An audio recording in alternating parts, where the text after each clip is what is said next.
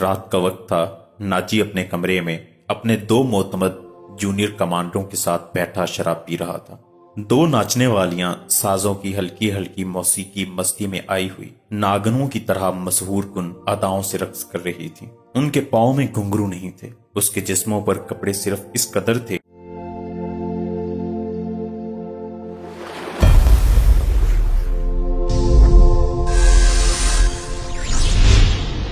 ان کے سطر ڈھکے ہوئے تھے۔ اس رقص میں خمار کا تاثر تھا۔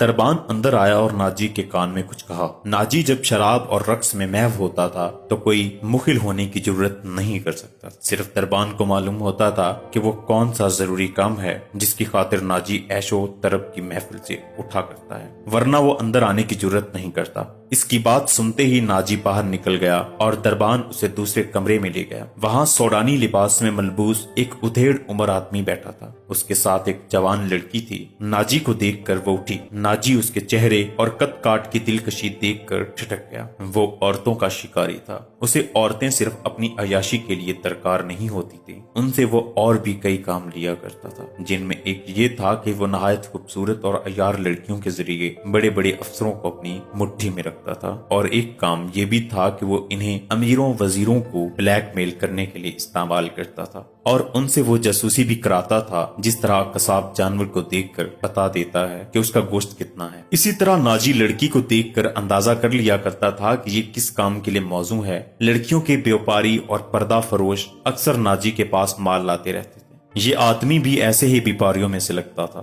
لڑکی کے متعلق اس نے بتایا کہ تجربہ کار ہے، ناچ بھی سکتی ہے اور پتھر کو زبان کے میٹھے زہر سے پانی میں تبدیل کر سکتی ہے۔ ناجی نے اس کا انٹرویو لیا۔ وہ اس فن کا ماہر تھا۔ اس کے مطابق اس نے لڑکی کا امتحان لیا اور اس نے یہ رائے قائم کی کہ جس کام کے لیے وہ ایک اور لڑکی کو تیار کر رہا تھا، اس کے لیے یہ لڑکی تھوڑی ٹریننگ کے بعد موزوں ہو سکتی ہے۔ سودا طے ہو گیا۔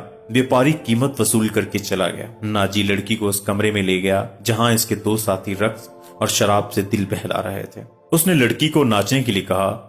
لڑکی نے جب جگا اتار کر جسم کو دو ہی بل دیے تو ناجی اور اس کے ساتھی تڑپ اٹھے۔ پہلے دونوں ناچنے والیوں کے رنگ پیلے پڑ گئے۔ اس نئی لڑکی کے سامنے ان کی قدر و قیمت کم ہو گئی تھی۔ ناجی نے اسی وقت محفل برخاست کر دی اور اس لڑکی کو اپنے پاس بٹھا کر سب کو باہر نکال دیا۔ لڑکی سے نام پوچھا تو اس نے زکوئی بتایا۔ ناجی نے اسے کہا، زکوئی، تمہیں یہاں لانے والے نے بتایا تھا کہ تم پتھر کو پانی میں تبدیل کر سکتی ہو۔ میں تمہارا یہ کمال دیکھنا چاہتا ہوں۔ وہ پتھر کون ہے؟ زکوئی نے پوچھا۔ نیا امیر مصر، ناجی نے جواب دیا۔ وہ سالار اعظم بھی ہے؟ صلاح الدین ایوبی، زکوئی نے پوچھا۔ ہاں، صلاح الدین ایوبی، ناجی نے کہا۔ اگر تم اسے پانی میں تبدیل کر دو تو اس کے وزن جتنا سونا تمہارے قدموں میں رکھ دوں گا۔ وہ شراب تو پیتا ہوگا؟ نہیں، ناجی نے جواب دیا۔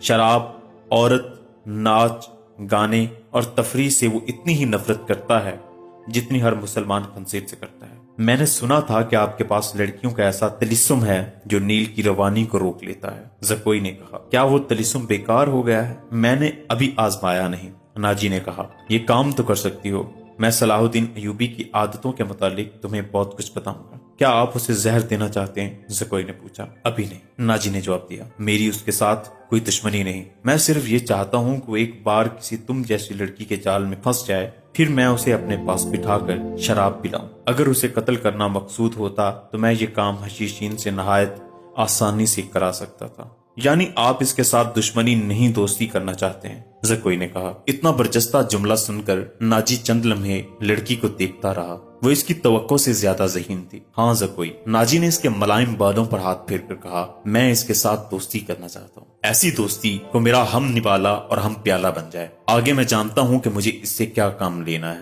ناجی نے کہا، اور ذرا سوچ کر بولا، لیکن میں تمہیں یہ بھی بتا دینا ضروری سمجھتا ہوں کہ ایک جادو صلاح الدین ایوبی کے ہاتھ میں بھی ہے۔ اگر تمہارے حسن اور نازو انداز پر اس کا جادو چل گیا تو میں تمہیں زندہ نہیں رہنے دوں گا۔ اگر تم نے مجھے دھوکہ دیا تو تم ایک دن سے زیادہ زندہ نہیں رہ سکو گی۔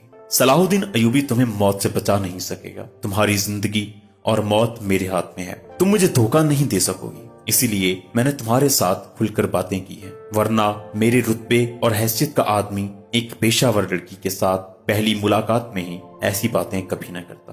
یہ آپ کو آنے والا وقت بتائے گا کہ کون کس کو دھوکہ دیتا ہے۔ زکوئی نے کہا مجھے یہ بتائیے کہ صلاح الدین ایوبی تک میری رسائی کس طرح ہوگی؟ میں اسے ایک جشن میں بلا رہا ہوں۔ ناجی نے کہا اسے رات اپنے ہاں رکھوں گا اور تمہیں اس کی خوابگاہ میں داخل کر دوں گا۔ میں نے تمہیں اسی مقصد کے لیے بلایا، آگے میں سنبھال لوں گا۔